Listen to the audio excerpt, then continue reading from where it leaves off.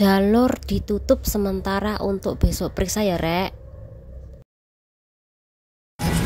Halo, assalamualaikum warahmatullahi wabarakatuh. Selamat datang kembali di Haryana Official.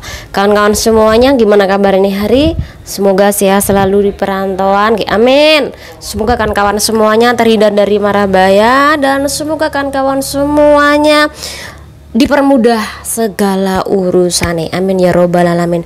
Pokoknya tak doakan moga-moga kawan-kawan yang saat ini masih bekerja di negara Hong Kong ataupun di negara Taiwan ataupun dimanapun itu ya, yang selalu nonton video ini, semoga sukses selalu di perantauan. Dan jangan lupa menabung, karena kalau sampai sudah di Indonesia dan di Indonesia nggak ada kerjaan, kemudian sampai nggak memiliki tabungan, sengsoro mbak. Jadi saran saya, jangan lupa menabung ketika sampean ini masih bekerja di luar negeri. Anak baru yang bekerja di negara Hong Kong, dia mengalami pemutusan kontrak kerja, yang mana majikan ini tidak ada toleransi terhadap kesalahan si Mbak E. Padahal di dalam undang-undang ketenagakerjaan hal seperti ini udah diatur nih. Nah, Anda penasaran nggak kita bahas apa? Jadi silakan disimak kan kawan videonya sampai habis hanya di channel ini. Oke. Jadi panggil aja namanya Mbak B. Mbak B ini salah satu kawan kita yang beruntung baru bekerja di negara Hong Kong. Kenapa kok beruntung? Karena ketika 1 minggu kerja di tempat majikan tersebut, Mbak ini sudah dapat libur. Tetapi dari liburnya tersebut, Mbaknya ini kena masalah kan kawan. Ini dimulai hari Minggu tepat 1 bulan Mbak E bekerja di majikan tersebut. Jadi dapat 1 bulan nih Mbaknya libur, dan liburnya ini tiap minggu. Dia libur kalau sudah 1 bulan, biasanya dia ini dapat gajian ya, dapat gajian, kemudian sudah memiliki beberapa teman, baik itu teman di bawah flatnya dia, teman satu PT, ataupun teman-teman yang berasal dari satu kampung. Biasanya kan sampean kalau kerja di Hong Kong kan pasti takon nih, anak IC A, anak IC B itu kerjanya di Hong Kong, ada nggak sih kontaknya dia, ada nggak sih nomor teleponnya, nanti kalau di Hong Kong kita bisa ketemuan, janjian seperti itu kan. Nah, Mbaknya juga seperti itu kan kawan. Jadi waktu itu Mbaknya ini hari Minggu ketemuan lah sama relasinya, sama saudara-saudaranya, sama teman-temannya. Tapi antara tempat flat majikannya dia dan markas ketemuan Mbaknya ini agak jauh, dan karena lumayan jauh itulah Mbaknya ini kena masalah. Ini dimulai ketika majikan itu menunggu Cece ini pulang ke rumah. Tapi setelah ditunggu 1 jaman, Mbaknya itu belum pulang. Mbaknya ternyata ini dikasih waktu jam 8 malam, harus sudah sampai, harus sudah masuk di rumah tersebut. Kan rata-rata majikan Hong Kong kalau Cece-nya baru datang dari Indonesia atau PL, biasanya kasih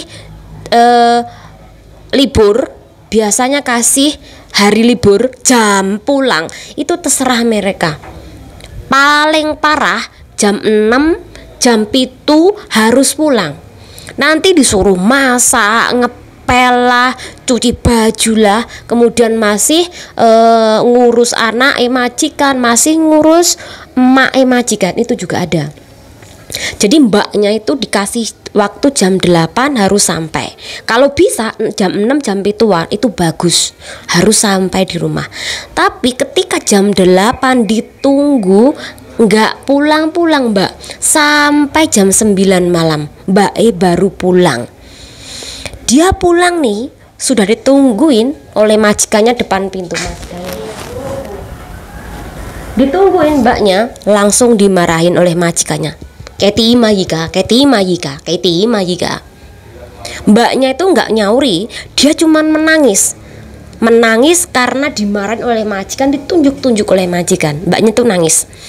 Kemudian setelah mbaknya nangis, besoknya kasihan lagi, mbaknya itu diintermediate oleh majikan ini, langsung dipulangkan ke agensi kan kawan. Jadi itu hari mbaknya dipulangkan ke agensi. Oke, jadi kawan-kawan, setelah mbaknya itu diputus kontrak oleh majikan, iki sing luwih parah nah iki majikan iki nglapurne mbake karena berkelakuan buruk. Jadi alasan utamanya bukan karena terlambat, tapi ada alasan tertentu yang dimana ini bisa diterima oleh imigrasi Hong Kong.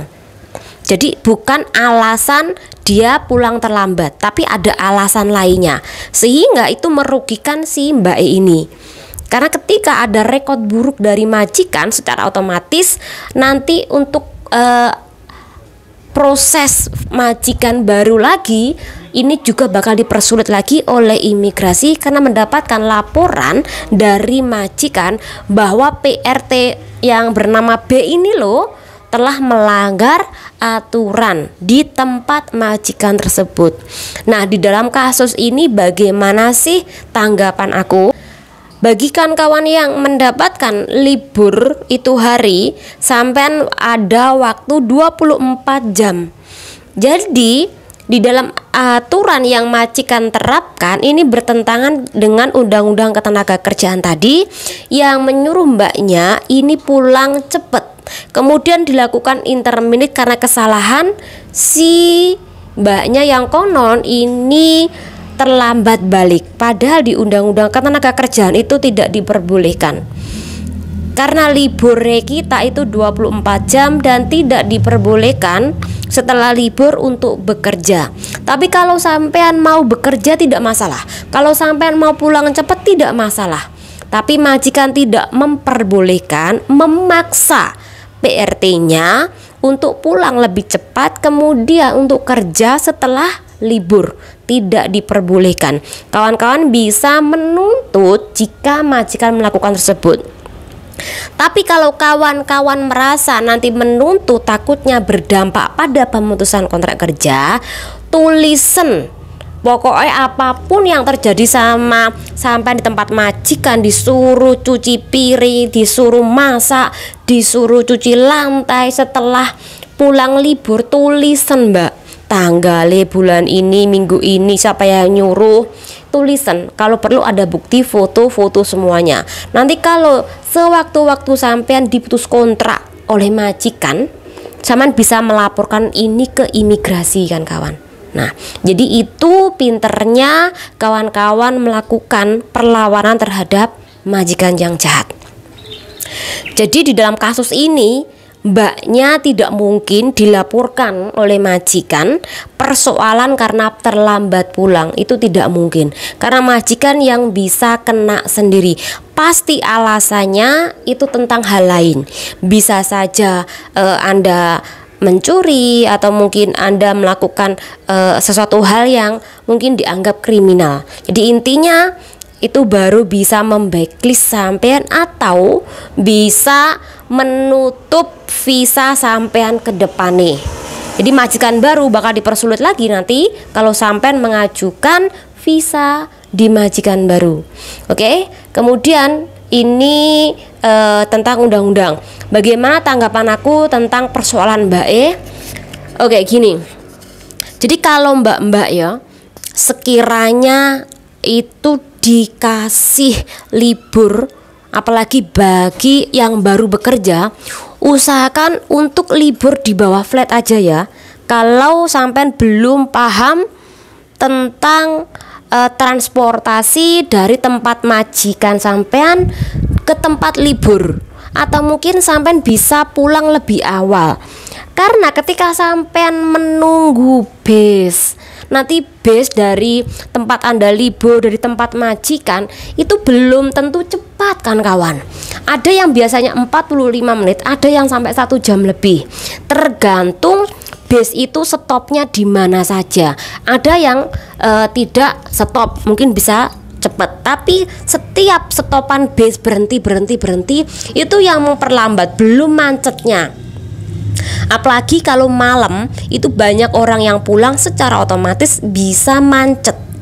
Jadi kalau kawan-kawan, adik-adik, apabila dikasih libur, usahakan yang belum paham itu untuk libur di websitenya dulu. Jika sampai belum ngerti tentang rutenya, tentang kondisi berapa jam dari tempat majikan ke tempat sampai libur, jangan mengambil sikap ceroboh. Jangan terlalu terburu-buru untuk ketemu main sama teman-teman yang sudah suhu-suhu di negara Hong Kong. Karena ketika sampean mengikuti trennya mereka, secara otomatis sampean nanti bisa terlambat, ujungnya merugikan sampean karena sampean di interminute kan kawan. Jadi itu saran saya, ya usahakan untuk libur di bawah flat dulu, atau kawan-kawan bisa cepat-cepat pulang agar kawan-kawan sesuai jadwal. Tapi ketika kawan-kawan didesak oleh majikan untuk diputus kontrak di interminute, kan bisa melaporkan balik perkara ini ke imigrasi. Bagaimana cara melaporkan?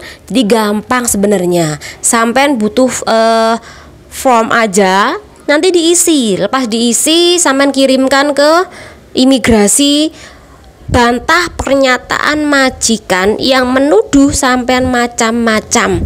Nah, kalau sampean butuh tentang surat pemutusan kontrak kerja, di channel ini dulu pernah menguploadnya. Silakan cek, atau kawan-kawan bisa langsung ke fanspage aku, atau kawan-kawan bisa langsung ke IG aku, minta surat pemutusan kontrak kerja. Tapi kalau sampean takon nih yang lebih detail lagi, tak jawab ya. Tapi kalau untuk mengantar sampean ke imigrasi atau kemanapun nggak bisa, karena saya sudah di Indonesia. Tapi untuk mengarahkan insya Allah bisa ya. Semoga bermanfaat buat kawan-kawan semuanya. Tak doakan semoga kawan-kawan sukses selalu, dan semoga finish leiso majikan terakhir tuh sampean pulang ke Indonesia, pulang seterusnya.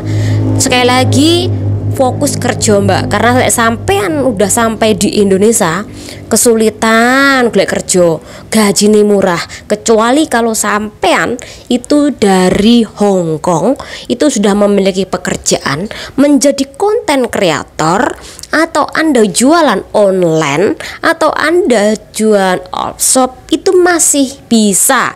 Tapi ketika Anda cuma cari duit, tapi kemudian Anda habiskan gaji sampean, nggak ada tabungan, susah.